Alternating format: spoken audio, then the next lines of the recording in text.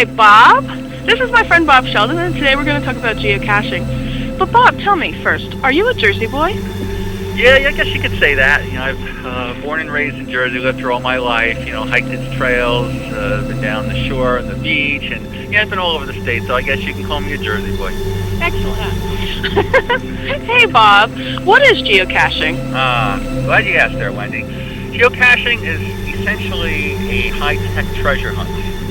It's an activity that started in the year 2000, so it's about 12 years old now. Basically, what's entailed by geocaching is you find a container, and it can be the size of a huge container or a very small micro container. And using coordinates that you get online and the GPS, basically you go look for it. And the object is to find the geocache. The thrill is really in finding it. Geocaches can contain, several small little tradable items, and they're, you can trade one for another. You can sign their log, and then online there's something called Geocaching.com, and you can log every geocache that you find. So it's a good activity. Actually, there are several million now that have been hidden around the world. So basically, wherever you go, you're going to find, there are geocaches around. Excellent. And what kind of equipment do you need for geocaching? Well, the good thing about this activity is that you really don't need that much. Essentially, the biggest thing that you will ever need is a GPS. A handheld one is perfect, and what you will do is, actually, you can go online to geocaching.com, and you can search for a geocache that's, any particular area that you want. If you want to find something that's close, you can key in like your own town. And what we'll have on that website is longitude and latitude coordinates. And what you would do is to plug that in to this particular GPS device. They're all different kinds. This is a Garmin Legend H. And what it will do, it will show a map, and then you plug in the longitude, latitude points, and then basically you'll come up to this screen, and it has an arrow that basically points in the direction of where the cache is. Now, it may not exactly be at that point, but that's the other part of this activity, is you have to look for it. And a lot of these are cleverly hid. There's some that just, they just blend into the scenery. You won't even know that it's there until you start feeling around. So some could be obvious, some could not be so obvious. So there's varying degrees of difficulty in them. Now, what if I don't have a nice GPS like you do? Can I use my smartphone? You can use your smartphone. There is several apps for that particular geocaching. The one I use is called CGeo. There are several others that are available, and you can plug that in. And the good thing about that app is it will kind of tell you which geocache is closest to where you are. So if you want to go to like a state park, and geocaches could be anywhere. They could be in urban areas. They could be out in the wilderness. I even heard there's one on the space shuttle, so actually on the space station. So they're all over the place, but the ones on Earth, as I said, there are millions that are hidden around. But this application here will show you, how far each of these caches are hidden, and the one we're going to look for today is about 250 yards from here. So it's pretty close to where we are. Okay, good. Thank you, Bob.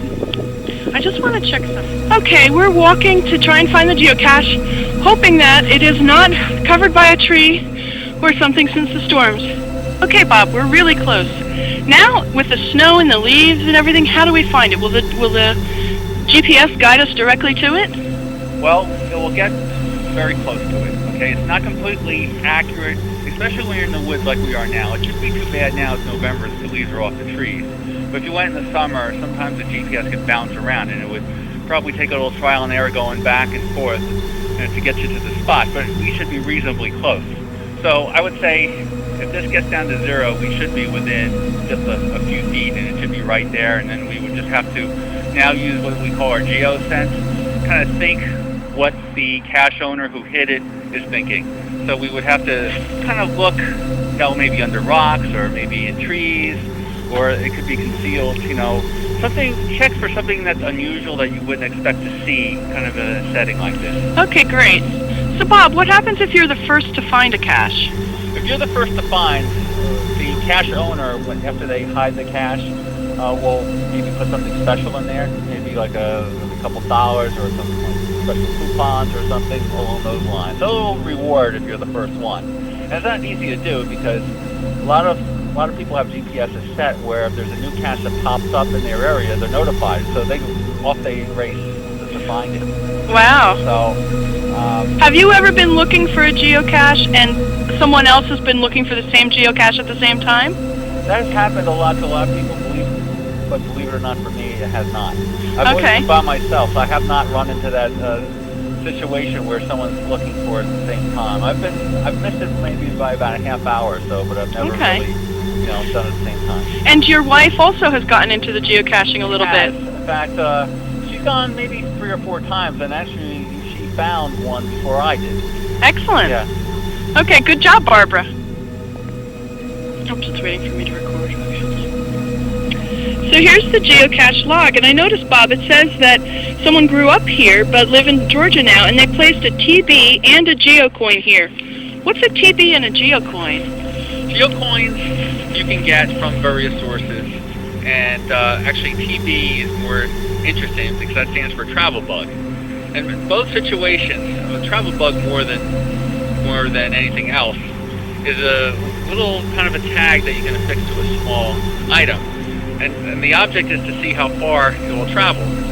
Someone will take a travel bug out of a cache, and then they'll move it to another cache. It could be like a few miles away, it could be a few hundred miles away, or it could be on the other side of the world. And we kind of track, from where it starts to where it goes. In fact, myself, I had found one that was originally planted in Germany.